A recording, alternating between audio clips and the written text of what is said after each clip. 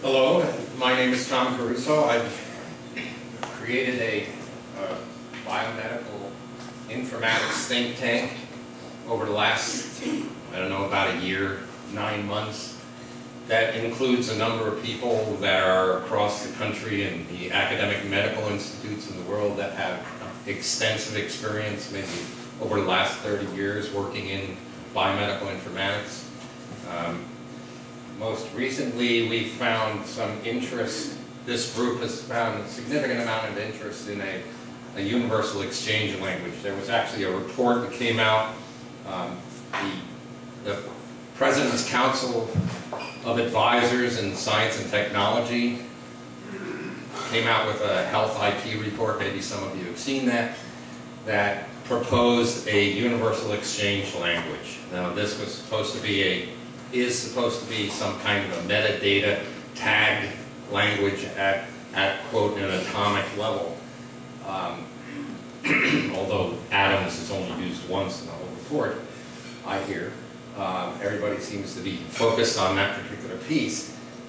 We think that this particular proposal, having such a universal exchange language, would substantially improve evidence-based medicine, comparative effectiveness research, which is actually a subset of evidence-based medicine, by the way, epidemiology, translational research, and clinical decision support. We think it's absolutely critical to the ability of the U.S. to absorb 32 million uninsured people and at the same time slow healthcare costs as they've been increasing in the past. Okay. This gives you sort of our graphic of what it is I'm trying to say tonight.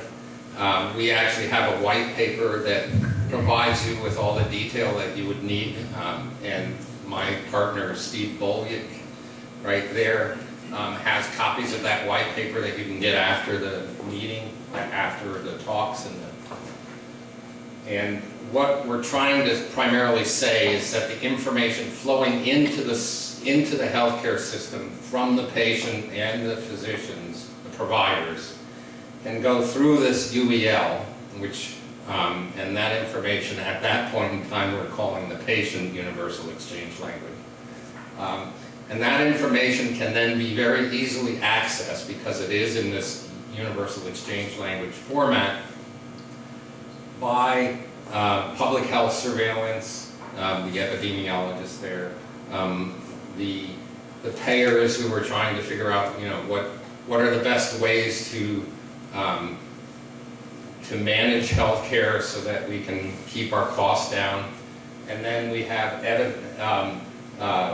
pharmaceutical companies as well. And all this is the research information. All this is research information that comes back and improves the delivery of care by the providers. And then the patients themselves can access this information.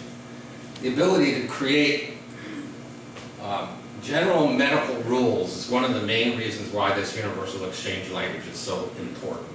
The ability to take all that information that's out in that health information space and be able to generate rules that allow us to do the evidence-based medicine, the epidemiological analysis, the surveillance, in order to report on adverse drug reactions and do pharmacogenomics, allow us to do clinical and biomedical research more effectively with all that information out there, and then generate clinical decision support that helps us as well.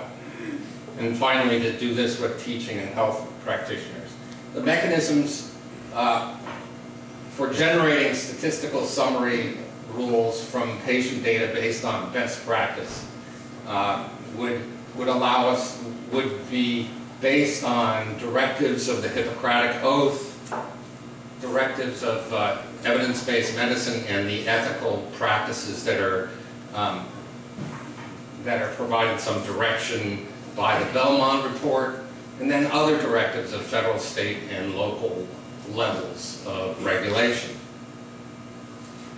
We could then And the idea is that we could build this UEL in a way that meets the requirements of the stakeholders. The problem out there is that the stakeholders in healthcare are thinking, this is just going to create a whole bunch of problems, and why don't we just go the way that we've been going? Well, we think that this is a much more powerful tool than the way that they've been going, and can actually work within the context of the way they've been going, and utilize some of the other capabilities that are out there, such as the W3C, the World Wide Web Consortium's specifications for the semantic triples, the resource description framework, OWL, etc. We also have medical rules represented according to certainty and uncertainty. These rules would be chosen according to their weights, and therefore we could be presenting this information to providers so that they could see, what the options are and which ones have, the highest likelihood of producing a particular outcome based on their weights, which would be the best decision to make in this particular case for this individual patient. And then we could use key semantic methods that have been investigated and researched quite extensively, such as classification rules, final utility, logic decisions in time, and data values that adopt certain ranges. So with that, I just want to leave you with our picture. Again, this is the primary thing I'm trying to say is that a universal exchange language can substantially improve the research that we are doing in order to improve healthcare. Thank you.